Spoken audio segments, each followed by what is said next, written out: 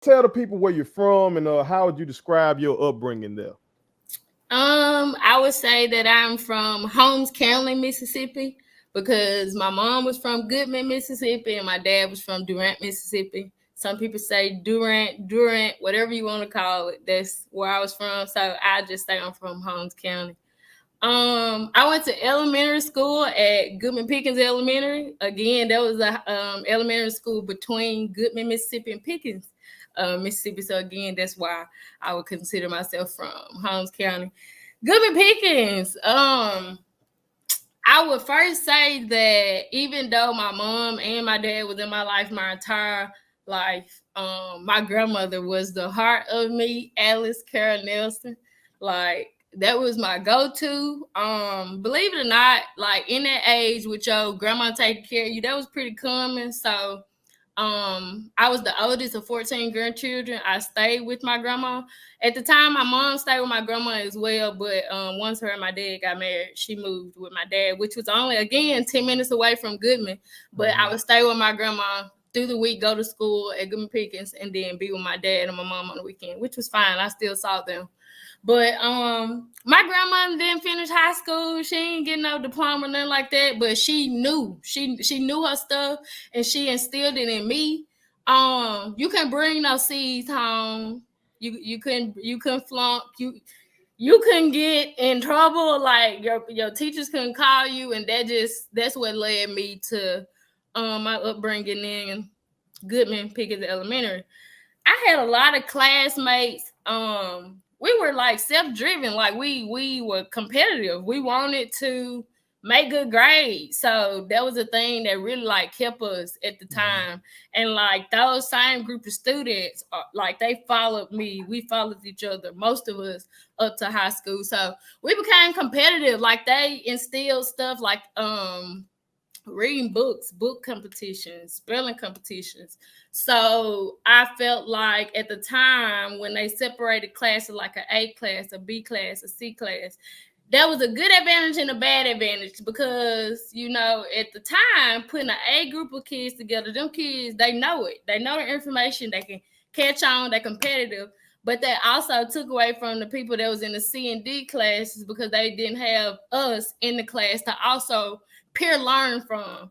So that was, you know, that was a thing. We all grew up in like different environments. Like I said, my grandmother didn't have the best. Like she stayed in a mobile home. I was fine with that. Most of my classmates stayed in apartments. At the time, people know Good Haven, Mississippi. Like that was it. That was the seat. Everybody knew about Good Haven. So most of my classmates came from there.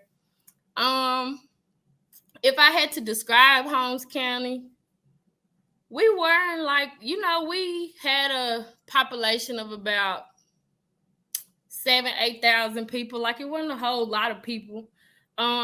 Two convenience stores and a four-way stop was all you had when I was growing up. So the most I would be able to do is go hang out in Good Haven or go up the street to the convenience store and do something for my grandmother or something like that, or you know, like go downtown and be at the park or something. At the time growing up, there wasn't a park, but midway of me in junior high and high school, they developed the park there. But back to Goodman Pickens, like I said, we were just some competitive students, and I love my upbringing there. I remember coaches like Retha Greer.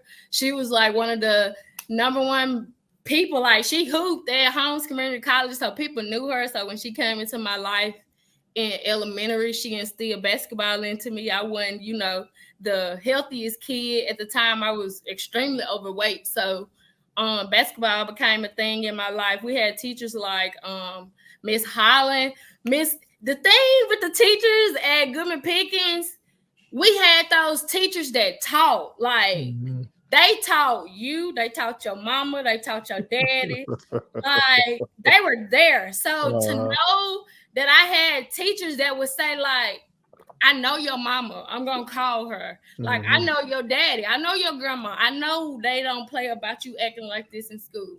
Those was the type of teachers that, you know, kept us on top.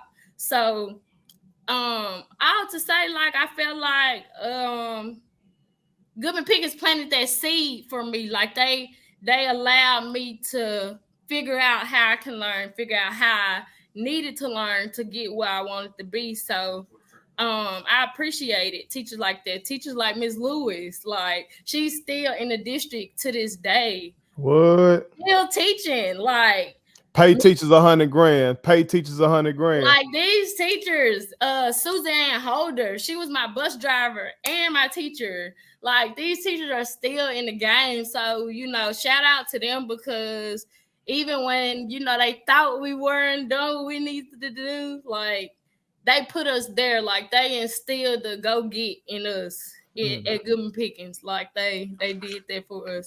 So, you know, I enjoyed my time there, but having that school there, you know, in the middle of kids who had flaws up and down, you know, some kids were able to leave from that school and go to somewhere better. Some did not. So, you know, that was it.